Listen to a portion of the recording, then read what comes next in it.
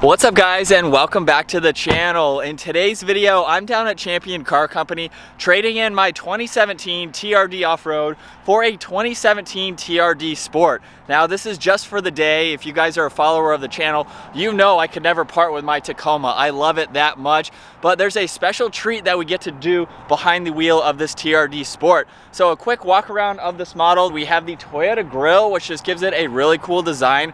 What do you guys think if I do the TRD Sport hood? I really like that hood scoop, but my off-road did not come with that. It also did not come with the body colored Fender Flares. Do you guys think I should paint mine to match the blazing blue pearl? I've had some ideas, I've messed around with them a little bit, but I'm really digging it on the silver. I love the body colored flares, makes it look really cool.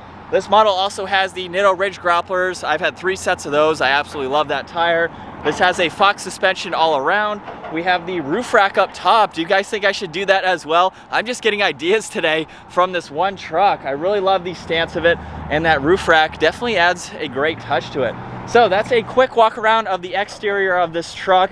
And now it's time to go ahead and take a look at the interior before we get this out on the road. So we'll go ahead and open up this door here, and you'll notice, or at least if you have a 17 like I do, this is pretty much an identical interior. So we have the cloth seats, we have the screen in the center, but what is different? The 6-speed manual. All right, so getting the 3rd gen Tacoma out on the road now with the 6-speed manual. This is something that is really cool to me because I've never been in a manual 3rd gen Tacoma. So pretty much this is exactly like my truck, minus having the manual. And right off the bat, we'll give it a little bit of gas here, just getting up to normal speeds. The clutch pedal is super light. It's actually easier to drive or shift than I was expecting. Growing up, a manual to me was something that was in a sports car. Like the first car that my brother and I kind of shared a little bit was a manual Scion TC. That was the first manual that I ever learned how to drive in.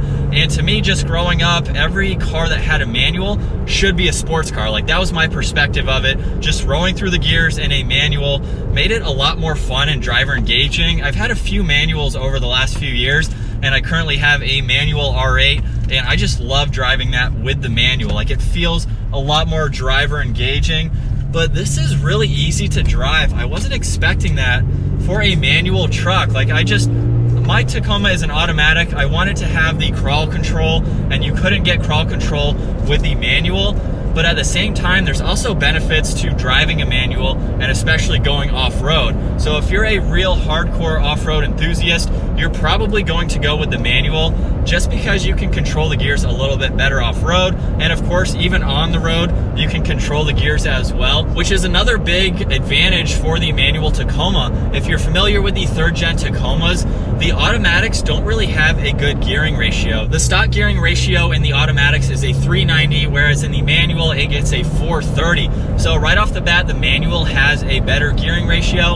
In my automatic, I actually re-geared it to 529s for the differential in order for it to actually use 6th gear out on the highway. That is a huge complaint with the 3rd gen automatics, is the fact that 5th and 6th gear are basically overdrive gears. So it really wasn't tuned well for 6th gear to be utilized. In the manual, you don't have that problem because you can shift through the gears as needed and hold it in the gear as well.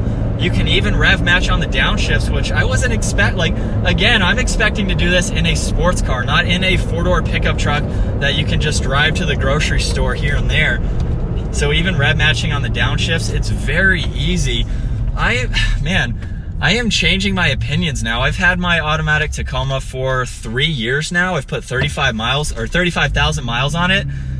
But being in basically my truck with the manual, did I make the right decision going with the automatic? Getting up to speed here. And I'm not doing anything crazy, you know, this is a truck. It's not designed to go 0 to 60, but getting up to the speed limit just like that, man, it's exciting. It's definitely a different experience. And what I love about this too is the fact that, I mean, you can cruise in 6th gear all day long out on the highway. Let's see what our current MPG is on this truck as well. We're at 15.2. Now, I don't know how the previous owners have driven this truck and what they did with it, but that seems pretty normal. I'm a little bit lower than that with my larger tires. but the manuals should technically get a little bit better MPG just because you can go through the gears here and control where you want the RPM basically. So right now I'm going 50 miles an hour and we are at 1800 RPM. If I was doing this in my automatic right now, we would probably be a little bit over 2,000. I know at 70 miles an hour in my Tacoma, I'm around 2,200. I was around 1,800 with the stock gearing. It went up a little bit once I re-geared it. But man, what do you guys think? Should I trade in my truck for real for a manual? Again, I got the automatic so that more people could drive that if I needed someone to drive a vehicle for me. I got the manual R8 because I just want to have more fun with that car, and I feel like it's more engaging having that manual. But daily driving a Tacoma, what do you guys think? How many of you daily drive a manual Tacoma?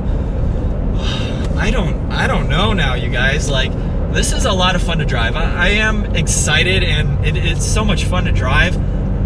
I just don't know, you guys. Like, it's comfortable out on the street. It's very smooth to drive. And I really wanted the automatic just to have a normal vehicle. Like, going to do car reviews and doing a lot of driving, sometimes the manual can be a little bit annoying. If you're in stop and go traffic, you know, rush hour, something like that, you're moving 5 feet, it can get a little bit annoying, to be honest, in a manual. So I wanted my automatic truck just kind of like my daily. Like I said, anyone can drive it, and it's an easy vehicle to drive. Not to say this manual is not easy to drive, but the sad part is that manuals are kind of dying. I think it's really awesome that Toyota has kept the manual for the Tacoma, because I'm pretty sure a lot of people would probably not buy the truck with it not having the manual as an option. So manuals are a dying breed. The sales numbers for the manual Tacomas is probably like 10-12%, somewhere around there, compared to the automatics that they sell, which is unfortunate because it is a lot of fun.